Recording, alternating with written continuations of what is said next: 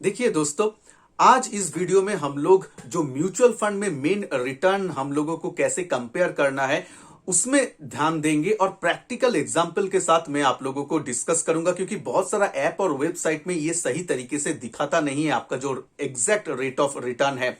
देखिए, जब हम म्यूचुअल फंड में जाते हैं तो बहुत सारा टर्म्स हमें सुनाई देता है, कंपाउंडेड एनुअल ग्रोथ रेट यानी CAGR, उसके बाद एब्सोल्यूट रिटर्न, IRR, XIRR, ये बहुत सारा टर्म्स आता है। तो एग्जैक्टली म्यूचुअल फंड इन्वेस्टर के लिए कौन सा वो रिटर्न को देखना चाहिए, कौन सा रिटर्न हमें सही आईना दिखाएगा और हम कैसे उसको कैलकुलेट कर सकते हैं, क्योंकि बहुत सारा जगह में ये ठीक से अपडेट नहीं होता है। मान लीजिए आप 5,000 रुपए का SIP करते हैं, 3 महीने SIP किए, उसके बाद आप थोड़ा सा लमसम भी उसमें 2,000 रुपए डाला, उसके बाद और 3-4 महीने SIP तो आप कंटिन्यू कर रहे हैं, लेकिन बीच में आप SIP को बढ़ाया है, उसके बाद आप 2 महीने बाद उसमें से 2,000 रुपए रिडीम किए हैं। ऐसा बहुत सारा सिनेरियो अगर आप करेंगे ट्रांजैक्शंस, उसके बाद फाइनल 1 साल में कितना रिटर्न आपको मिलेगा वो कैसे कैलकुलेट करेंगे। ऐसा जो कॉम्प्लेक्स सिचुएशन हो जाता है, तब क्या करना है, तब आपको एग्जैक्टली कौन सा रेट ऑफ रिटर्न देखना है उसके बारे में इस वीडियो में डिस्कस करेंगे। प्रैक्टिकली मैं कंप्यूटर स्क्रीन आपके सामने ओपन किया हूं, वहां पे हम जाएंगे और डिस्कस करेंगे। तो चलिए शुरू करते हैं। देखिए, पहले मैं XIRR जो SIP के लिए ज्यादा कारगर होता है उसको मैं डिस्कस करूंगा, उसके बाद CAGR में आएंगे। देखिए, XIRR, ये मेन IRR को जान लीजिए, ये है आपका मैथमेटिक्स टर्म में एक रिटर्न आता है जिसको हम इंटरनल रेट ऑफ रिटर्न यानी IRR कहते हैं। तो IRR मेन टर्म है, XIRR सिर्फ ये है, X मींस एक्सटेंडेड। ये क्या है, जब माइक्रोसॉफ्ट एक्सेल ने इसको एडॉप्ट किया, यहां पे जब हम IRR के लिए फॉर्मूला लिखते हैं तो ये लोग X को ऐड किए हैं, तो ये माइक्रोसॉफ्ट एक्सेल का टर्म है XIRR। तो XIRR और मैथमेटिकल जो एग्जैक्ट टर्म है वो है IRR। तो XIRR और IRR में कोई डिफरेंस नहीं है, ये सेम है, सिर्फ माइक्रोसॉफ्ट एक्सेल के लिए ये XIRR नाम उन लोगों ने चूज किया है। तो चलिए, जब आप म्यूचुअल फंड में निवेश करते हैं तब हम लोगों को XIRR को देखना है, क्योंकि यहां पे SIP रहता है। तो SIP के लिए आप क्या करेंगे, मान लीजिए इस एग्जांपल में 5,000 रुपए हम लोग हर महीने आप SIP करते हैं। तो देखिए, मैं 1 साल का एग्जांपल लिया हूं, तो मान लीजिए जनवरी 2019 से लेके ये है आपका दिसंबर 2019। तो 1 साल में हम लोग कैसे एग्जांपल चलेंगे वो देख लीजिए। मान लीजिए मंथ का 5 तारीख को मेरा SIP जाता है 5,000 रुपए का, तो ये मैं डाल दिया, 5,000 रुपए का हम लोग कर रहे हैं। उसके बाद मान लीजिए मैच्योरिटी वैल्यू, जब मैच्योरिटी नहीं, मैं मान लीजिए आप ईयर का एंड में रिटर्न कैलकुलेट करना चाहते हैं, तो मान लीजिए ईयर का एंड में 31 दिसंबर में आपका जो ओवरऑल पोर्टफोलियो का वैल्यू है वो है 63,500 रुपीज।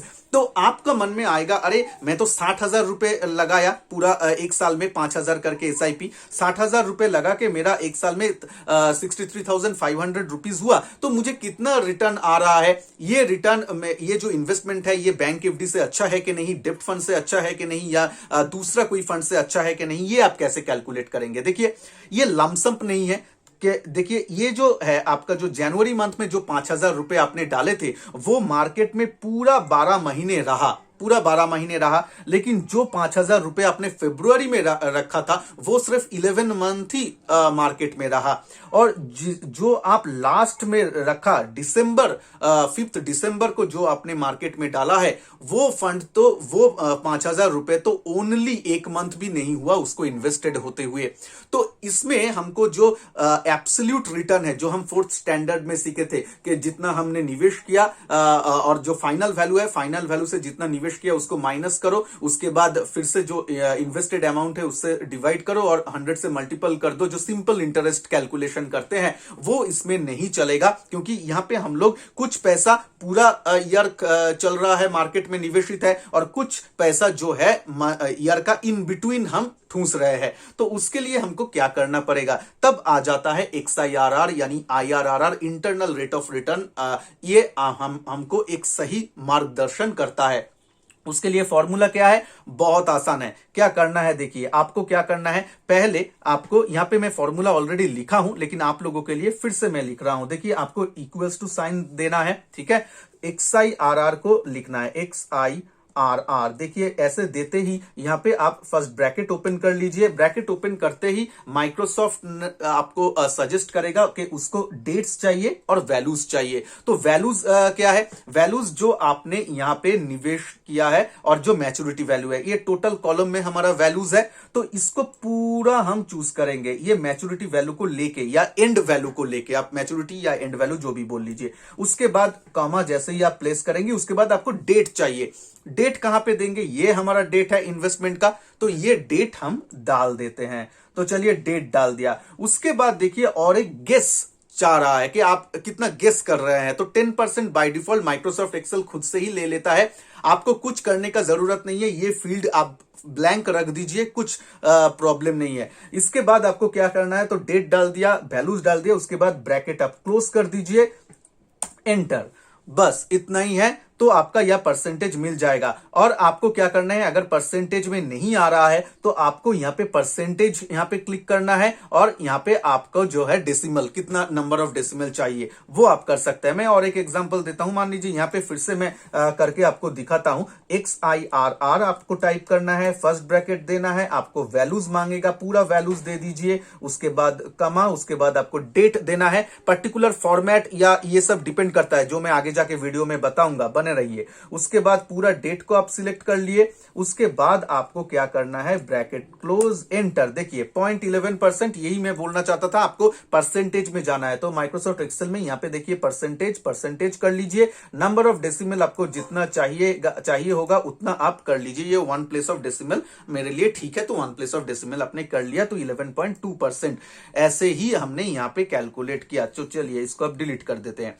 तो ऐसे ही यहां पे कैलकुलेट हुआ। अभी आ जाते हैं मेन चीज। आप लोगों को, बहुत सारा लोगों को प्रॉब्लम होगा, आप लोग नहीं कर पाएंगे, क्योंकि यहां पे डेट का जो फॉर्मेट है ये बहुत इंपॉर्टेंट है। आपको करेक्ट डेट देना चाहिए, मतलब ये स्लैश बोल के जैसे कि मैं फॉर्मेटिंग में दिया हूं। आप अगर मतलब 05.01.2019 या 2020 ऐसा देते हैं डॉट यूज करके, तो नहीं लेगा। पर्टिकुलर DD और YYYY आपको ये फॉर्मेटिंग में इसको डालना है, ठीक है। आपको फिर मान लीजिए 05 फिर 01 2019 ये फॉर्मेट में देंगे तो एक्सेल स्लैश बोल के ले लेगा। या आप देख लीजिए कि स्लैश ये फॉर्मेट में जो मैं बोला हूं, फर्स्ट डेट, उसके बाद मंथ, उसके बाद 4 अक्षरों में या 4 डिजिट में आपका ईयर रहना चाहिए। ये फॉर्मेटिंग में आपको रहना चाहिए। उसके बाद आप लोग समझेंगे ये माइनस क्यों है, 5,000 रुपए के पहले देखिए माइनस है, मतलब क्या है, मनी आउटफ्लो, मतलब फ्रॉम माई साइड, जो आप इन्वेस्टर है उसके हिसाब से सोचिए, मनी मैं दे रहा हूं, किसी को दे रहा हूं, राइट। आप फंड हाउस को दे रहे हैं, तो मनी आउटफ्लो बोला जाता है। तो outflow is negative, whichever I get, यानी इनफ्लो इज पॉजिटिव, जो मेरे पास आ रहा है। ये जो मैं अगर रिडीम करता हूं 31 दिसंबर को, या फिर ये जो मैच्योरिटी वैल्यू है, या फिर मेरा पोर्टफोलियो का जो वैल्यू, फाइनल वैल्यू है, वो तो मेरा ही पैसा है। मैं जब रिडीम करूंगा वो मेरे पास आएगा, तो ये मनी इनफ्लो के तरह देखा जाएगा, तो ये पॉजिटिव रहेगा। और मनी आउटफ्लो जो मैं मेरे पॉकेट से दे रहा हूं वो आपका होगा नेगेटिव, उसके सामने माइनस साइन आपको देना पड़ेगा। तो आप अगर मान लीजिए लमसम इन्वेस्टमेंट कर रहे हैं, जो मैं आगे जाके इस टेबल में ही करके आपको दिखाऊंगा क्या कैसे करेंगे आप, तो उस टाइम क्या होगा, वो जो इन्वेस्टमेंट होगा उसको आप पहले माइनस साइन डालेंगे। और आप अगर मान लीजिए इन बिटवीन SIP चलते चलते इन बिटवीन थोड़ा सा रिडीम करने का मन किया, रिडीम कर लिया, उसको आप क्या करेंगे, उसके सामने बोलिए, उसके सामने प्लस साइन होगा, क्योंकि रिडीम करते वक्त मनी जो है वो आपके पास आएगा, इनफ्लो टुवर्ड्स यू, तो वो आपका पॉजिटिव साइन हो जाएगा, ठीक है। अभी चलते हैं, मान लीजिए ये तो सिंपल चीज था। अभी मैं मान लेते हैं कि इन बिटवीन में लमसम किया।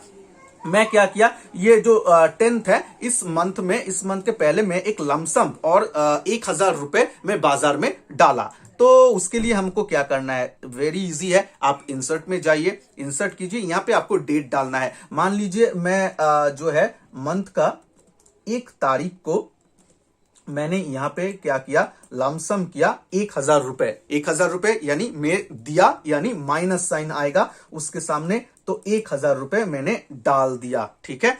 और उसके देखिए XIR ऐसे ही चेंज हो गया। लेकिन ठीक है, हम लोग देखते हैं। तो 1000, क्योंकि अभी इन्वेस्टेड अमाउंट जो हो गया वो अभी 61,000 हो गया। पहले 60,000 था, अभी 61,000 हो गया। इसीलिए उसके बाद मैच्योरिटी वैल्यू है 63,500। तो मैच्योरिटी वैल्यू कम है जितना इन्वेस्टेड है प्रीवियस एग्जांपल से, इसीलिए XIRR भी आपका कम हो गया। तो ठीक है, ये हो गया। लेकिन तो आप देख सकते हैं, अगर इन बिटवीन अगर आप लमसम करेंगे वो फंड में, सेम फंड में, तो आप ऐसे भी पोर्टफोलियो के अंदर आप ऐसे कर सकते हैं। आप जस्ट इंसर्ट कीजिए, जो भी आपको करना है लमसम, उसको माइनस साइन देके आप उसको एंट्री कर दीजिए। मल्टीपल एंट्री कर सकते हैं, जितना होगा उतना रो ऐड करके आप उतना टाइम देते हैं। अभी ये सेकंड एग्जांपल हो गया। तो देखिए XIRR घट के 7.9% आ गया। तो ऐसे आप कैलकुलेट कर सकते हैं। इसके बाद और एक सिनेरियो देख लेते हैं। मान लीजिए आप तो लमसम किए और उसके बाद थोड़ा सा पैसे का आपका जरूरत था। मान लीजिए आपको जरूरत था ये 11th मंथ जो नवंबर में है, आपको थोड़ा सा फंड का अर्जेंसी आ गया और आप 500 रुपीज उसमें से निकालिए। जस्ट एग्जांपल के लिए बोल रहा हूं। तो 500 रुपीज अगर मैं निकाल लेता हूं तो क्या होगा? तो देखिए इंसर्ट मैं यहां पे करता हूं। मान लीजिए यहां पे भी 2 तारीख को 2 नवंबर को मुझे थोड़ा सा पैसे का जरूरत हुआ। मैं थोड़ा सा पैसा निकाल रहा हूं। ठीक है, देखिए निकालने के बाद भी अगर 63,500 रुपीज ही रहा तो कॉमन सेंस अप्लाई कीजिए। तो हमारा XIRR जो रेट ऑफ रिटर्न है अपना इन्वेस्टमेंट के ऊपर, वो इससे 7.9 से थोड़ा सा ज्यादा होना चाहिए। करेक्ट, क्योंकि हमारा मैच्योरिटी वैल्यू सेम ही है। हालांकि हमने 500 रुपए विड्रॉ किया, फिर भी हमारा मैच्योरिटी वैल्यू सेम ही है, यानी हमारा रिटर्न जो है वो थोड़ा सा कहीं ना कहीं ज्यादा हुआ है इस एग्जाम्पल के साथ। सो हम देखेंगे ये बढ़ता है कि नहीं। तो हमने रिडीम किया, तो रिडीम मतलब हमारे पास मनी आया, इनफ्लो टूवर्ड्स मी, यानी प्लस साइन, प्लस 500, तो सिर्फ 500 रुपीज। ठीक है, चलिए 500 डाल दिया और हाँ जी हाँ, हमारा कॉमन सेंस काम किया। तो चलिए 9.5% हमारा ये रिटर्न हो गया। तो 9.5% रिटर्न मींस प्रीवियस से ज्यादा। तो ये हमारा एक्चुअल जो है ये पूरा सिनेरियो है जो हमारा मेन आपका रेट ऑफ रिटर्न दर्शाता है। और इसको लेके आप फिर एकदम पूरा आइडिया रहेगा कि आपका जो इन्वेस्टमेंट है वो कितना प्रतिशत रिटर्न आपको कमा के दे रहा है। ये आई एम एफ्रेड बोलने के लिए आज के दिन में भी बहुत सारा ऐप है, बहुत सारा वेबसाइट है जहां पे ये कैलकुलेशन आज का दिन में भी सही तरीके से रिफ्लेक्ट नहीं होता है।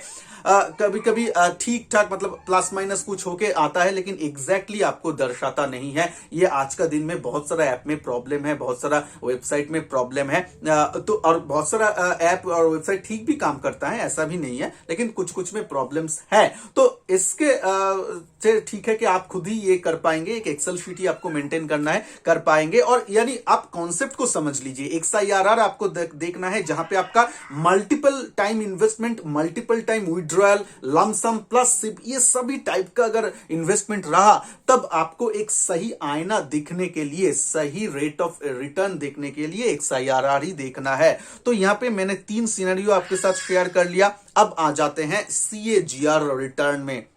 देखिए compound annual growth rate full form तो ठीक है, ये आपको गूगल में भी मिल जाएगा। लेकिन क्या देखना है, मान लीजिए ये एग्जांपल में मैंने जो लिया, मान लीजिए मैंने 1 लाख रुपए इन्वेस्ट किया था और 5 साल बाद, 5 साल में मार्केट में निवेशित रहा। उसके बाद मुझे 1,62,000 मैच्योरिटी वैल्यू मिला, या पोर्टफोलियो वैल्यू 1,62,000 है, 1,62,000। तो मेरे मन में क्वेश्चन आएगा ना कि ये FD से ज्यादा दे रहा है कि क्या मुझे रिटर्न, या कितना रिटर्न मिला मुझे। तो उस टाइम आपको देखेंगे स्ट्रेट फॉरवर्ड 62% आपको एब्सोल्यूट रिटर्न मिला। 1 लाख रुपए रखा और 1,62,000 मिल रहा है, तो आपको 62,000 रुपए का लाभ मिला। तो 62% आपका एब्सोल्यूट रिटर्न है आपको जो मिला, 62%। लेकिन ये आपको तो कुछ फायदे का नहीं है। इससे आप कंपेयर नहीं कर पाएंगे कि बैंक में रख के, पोस्ट ऑफिस में रख के इससे ज्यादा रिटर्न मिलता है कि नहीं, क्योंकि वहां पे तो आपका ईयरली रिटर्न बोला जाता है। तो हमें ये 5 साल में मुझे 62% 62% रिटर्न मिला। लेकिन हमारा एक साल में अगर हम करते हैं कि कंपाउंड एनुअल ग्रोथ रेट जो है, पर एनुअल हमको कितना ग्रोथ रेट मिला कंपाउंडेड, उसके लिए CAGR तब कारगर साबित होता है। तो अगर आप जनरल बात करते हैं, जैसे कि मैं भी मेरा प्रेजेंटेशन में जब बात करता हूं यहाँ पे बोर्ड में, जब आप लोगों को कोई फंड का रिव्यू करता हूं तो मैं CAGR उसका बोलता हूं, क्योंकि देखिए SIP अगर मैं करूंगा, SIP आपका डेट के वाइज चेंज होगा। मान लीजिए कोई, ये एग्जांपल में 5 तारीख को SIP किया तो 5 तारीख का मार्केट के वैल्यू हिसाब से उसका NAV या रिटर्न आएगा, तो उसका फाइनल वैल्यू चेंज हो जाएगा, फाइनल जो मैच्योरिटी अमाउंट है। कोई लोग 10 तारीख को करेंगे तो उसका डिफरेंट XIRR आएगा, कोई लोग अगर 20th को करेगा तो उसका डिफरेंट XIRR आएगा। तो उसमें से फंड को हम इन जनरल कंपेयर नहीं कर सकते हैं, तो उस टाइम CAGR एक हमको ठीक ठाक फंड टू फंड कंपैरिजन में एक सही मार्गदर्शन करते हैं। लेकिन SIP जब आप करते हैं पर्टिकुलर कोई लेके, तो SIP के लिए अपना खुद का इन्वेस्टमेंट के लिए ये देखना बहुत इंपॉर्टेंट हो जाता है। तो देखिए XIRR तो मैंने बोल दिया, अभी कंपाउंडेड को कैसे कैलकुलेट करेंगे उसके लिए देखिए एक फॉर्मूला है, आप इसको नोट डाउन भी कर सकते हैं, मैं इसको आपके लिए लिख दिया हूं। देखिए आपका जो इनिशियल इन्वेस्ट जो मैच्योरिटी वैल्यू है, इसका सिंपल एक फॉर्मूला है, आपका जो मैच्योरिटी वैल्यू है उसको आपको इन्वेस्टेड अमाउंट से डिवाइड करना है। तो यहाँ पे 1,62,000 divided by 1 lakh rupees to the power, यानी पावर होगा to the power 1 by number of years, यानी यहाँ पे 5 ईयर्स हम इन्वेस्टेड है तो 1/5 होगा, टू दी पावर 1/5। उसके बाद वहां पे एक वैल्यू आएगा, वो वैल्यू से -1 करना है, वो करते ही आपके पास आ जाएगा एक CAGR। उसके बाद आपको सेम चीज है, आपका ये परसेंटेज में जाना है और कितना नंबर ऑफ डेसिमल्स आप चाहते हैं, बस एक्सेल के लिए मैं बोल रहा हूं। लेकिन यही मेन आपका फॉर्मूला है जो आपका CAGR कैलकुलेट करके देता है। यहाँ पे आपका ये फॉर्मूला आ जाएगा, आप यहाँ पे देख सकते हैं। ठीक है, मैं बोल भी दिया क्या है, लेकिन आप जब लमसम कर रहे हैं तो आपका CAGR ज्यादा मायना रखता है। लेकिन अगर आप लमसम नहीं करते हैं, उस टाइम जो ज्यादातर इन्वेस्टर हम SIP के जरिए चलते हैं, तब आपका SIP ही मेन होता है। SIP यानी XIRR रिटर्न ही आपको ज्यादा देखना है। कैसे करना है ये मैं आपको एग्जांपल दे दिया हूं, आप प्लीज इसको देख लीजिए और सिंपल एक एक्सेल में ऐसा बना के रखिए, अपना इन्वेस्टमेंट को आप खुद ही ट्रैक कर सकते हैं।